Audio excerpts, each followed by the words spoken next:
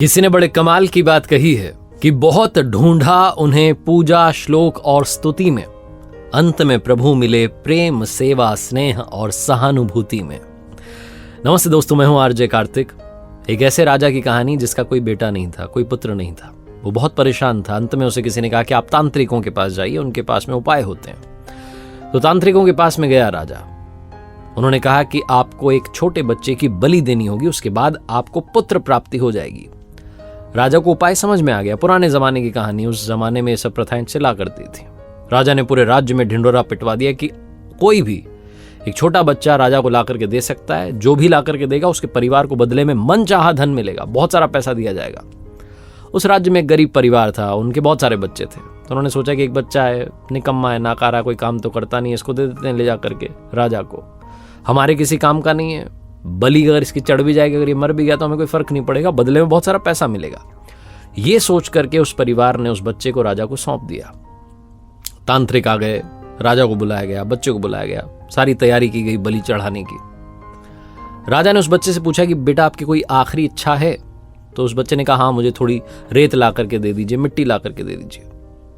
राजा को समझ में नहीं आया, पता नहीं क्या करेगा। इच्छा पूरी की गई, रेत लाई गई, मिट्टी लाई गई। उस बच्चे ने उस रेत मिट्टी को मिला करके 4 छोटे छोटे महल बना दिए, और महल बनाने के बाद एक के बाद एक उसने 3 महल तोड़ दिए।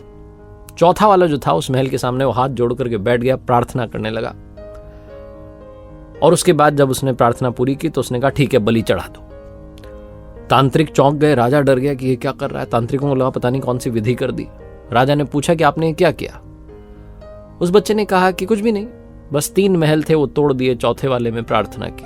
राजा ने पूछा कि थोड़ा बताओ, समझ नहीं पाए।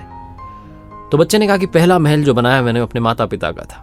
मेरे माता पिता की, मेरे मम्मी पापा की जिम्मेदारी थी कि वो मेरी रक्षा करते, लेकिन उन्होंने पैसे के लिए मुझे बेच दिया। दूसरा महल रिश्तेदारों का था, सगे संबंधियों का था। उनकी जिम्मेदारी थी, कर्तव्य था कि मेरे माँ बाप को सिखाते समझाते कि ऐसा ना करें। उन्होंने भी नहीं समझाया, तो उस महल को भी मैंने तोड़ दिया। तीसरा महल जो था वो राजा का था, आपका था। राजा का तो कर्तव्य होता है कि प्रजा की रक्षा करे। आपने तो मेरी बलि चढ़ाने की तैयारी कर ली है, आपका महल भी मैंने तोड़ दिया। और चौथा महल जो है वो भगवान का है, प्रभु का है। उनके सामने मैंने प्रार्थना की और उनसे कहा कि अब आप देख लेना। बस यही था। राजा ने जब ये जवाब सुना तो अंदर तक हिल गया, चौंक गया, डर गया। उसे लगा कि पता नहीं इस छोटे बच्चे की बलि देने के बाद भी मुझे पुत्र प्राप्ति होगी कि नहीं होगी। राजा जो था वो इतना घबरा गया कि उसके मन का विचार बदल गया। उसने सोचा कि पुत्र प्राप्ति होगी नहीं होगी ये तो भविष्य की बात है, क्यों ना इस समझदार बच्चे को ही गोद ले लेता हूं और अपना बेटा मान करके राजकुमार घोषित कर देता हूं। राजा ने बिल्कुल वही किया, उस बच्चे को गोद लिया और अगला राजकुमार घोषित कर दिया। छोटी सी कहानी, लेकिन सार ये है कि जीवन में जब सब तरफ से रास्ते बंद हो जाते हैं, दरवाजे बंद हो जाते हैं, एक दरवाजा हमेशा खुला होता है, वो है प्रभु का। वो कभी भी किसी का भी अहित नहीं सोचते हैं। बस उन पर विश्वास रखना शुरू कीजिए, स्नेह के साथ उनकी श्रद्धा के साथ आराधना करना शुरू कीजिए और आपस में प्यार बांटते चलिए, सहानुभूति बनाए रखिए।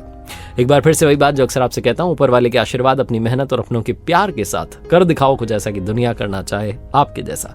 याद रखिए, हर सोमवार सुबह 9:30 बजे मेरे साथ देखिए एक नई कहानी, और हर शुक्रवार सुबह 9:30 बजे मेरे साथ देखिए लर्निंग सीरीज का एक नया वीडियो।